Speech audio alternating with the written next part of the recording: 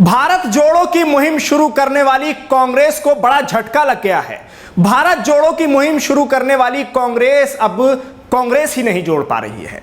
दरअसल एक बड़ी खबर गुलाम नबी आजाद को लेकर सामने आ रही है। जम्मू कश्मीर के पूर्व मुख्यमंत्री और कांग्रेस के कद्दावर नेता, दिग्गज नेता गुलाम नबी आजाद कांग्रेस का दामन छोड़ चुके हैं। कांग्रेस के हर एक पद से इस्तीफा दे दिया है, यहां तक के सदस्यता से भी गुलाम नबी आजाद ने इस्तीफा दे दिया है।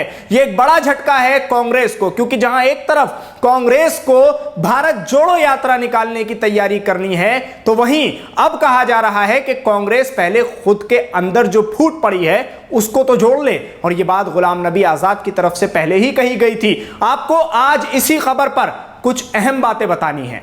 आप जानते हैं कि गुलाम नबी आजाद कांग्रेस के लिए एक बड़ा नाम है, सिर्फ जम्मू कश्मीर में नहीं। जम्मू कश्मीर की बात अगर कर लें आप, तो जम्मू कश्मीर में तो कांग्रेस के पास गुलाम नबी आजाद के बाद अब कुछ बचता नहीं है, क्योंकि एक अकेला नाम और इतना बड़ा अल्पसंख्यक का नेता गुलाम नबी आजाद, जो कांग्रेस के लिए बहुत मजबूत पिलर था, आज वही पिलर कांग्रेस से अलग हो चुका है। तो अब माना जाए तो जम्मू कश्मीर में कांग्रेस के पास कुछ बचा नहीं। और उसी के साथ साथ बात सिर्फ जम्मू कश्मीर की नहीं, उसके अलावा बात मुस्लिम तबके की अगर की जाए, तो अब कांग्रेस जिस तरह से ये दुहाई देती थी लगातार कि हम अल्पसंख्यकों की पार्टी हैं, हम अल्पसंख्यकों के बारे में सोचते हैं, तो वो किसी बलबूते पर ही कहा जाता था। और उसी बलबूते का नाम और उसी बैकबोन का नाम और उसी मजबूत पिलर का नाम था गुलाम नबी आजाद। आज वही बैकबोन कमजोर हो गई। गुलाम नबी आजाद कांग्रेस से अलग हो गए हैं। कहा जाए तो कांग्रेस पार्टी के पास अब वो मजबूती नहीं रही। तो अब कांग्रेस पार्टी करेगी क्या? सबसे पहले दो चीजें समझ लीजिए आप। पहली बात तो यह है कि गुलाम नबी आजाद समेत कांग्रेस के कई पूर्व नेता और कांग्रेस के कुछ विधायक कांग्रेस को अलविदा कह चुके, जिसमें कई अहम बातें हैं।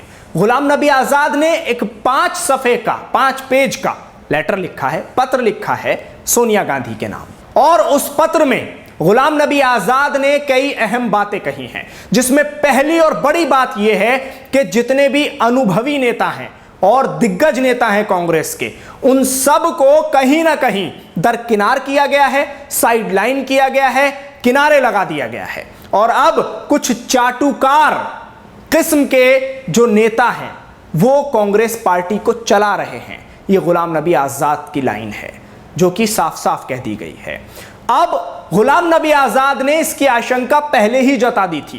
काफी समय पहले गुलाम नबी आजाद को यह लग रहा था कि उन्हें कहीं ना कहीं पार्टी में साइडलाइन किया जा रहा है, और उनसे जितना काम पार्टी को लेना चाहिए और जिस लायक वो हैं कि पार्टी उनसे कुछ बड़े काम ले सके, कुछ मशवरे ले सके और कहीं उनको इस्तेमाल कर सके, तो वहां पार्टी छोटे कद के जो नेता हैं उनको इस्तेमाल कर रही है, उनसे काम ले रही है और अनुभवी नेताओं को साइड में रख रही है। यही कांग्रेस की एक कमजोर कड़ी है कि जिससे कांग्रेस हर बार हार मान रही है, और कांग्रेस कितनी ही मेहनत कर ले आगे नहीं बढ़ पा रही है। अब बात कर ली जाए मुस्लिम क़यादत की, जो कि कांग्रेस में है, उसमें गुलाम नबी आजाद का पहला नाम है, अव्वल दर्जे के हैं, और अब गुलाम नबी आजाद भी कांग्रेस को अलविदा कह चुके हैं। गुलाम नबी आजाद दरअसल कांग्रेस के लिए एक मजबूत पिलर का नाम है, और उस पिलर को पहले ही ये लग रहा था कि मुझे साइड में रखा जा रहा है। यह आशंका पहले ही गुलाम नबी आजाद जता चुके थे कि जो चाटुकार किस्म के लोग हैं वो पार्टी में अपनी राय दे रहे हैं और उन पर अमल हो रहा है, लेकिन दिग्गज नेताओं को पार्टी कहीं ना कहीं साइड में रख रही है। 2-3 बातें और हैं इसमें। पहली यह है कि अब कांग्रेस के बाद गुलाम नबी आजाद का स्टैंड क्या होगा। तो इसमें 2 चीजें आपको बताना चाहता हूं।